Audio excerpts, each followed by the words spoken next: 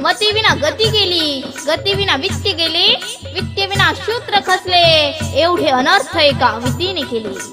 महात्मा ज्योतिराव फुले हे दलितांच्या दुःखाला व दैन्याला वाचा फोडणारे पहिले भारतीय होते.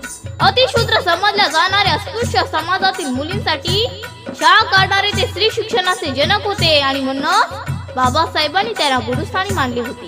तर चला करू पहिला नमन ज्योतिबाला, जन श्री मुक्तीला जन्म दिला.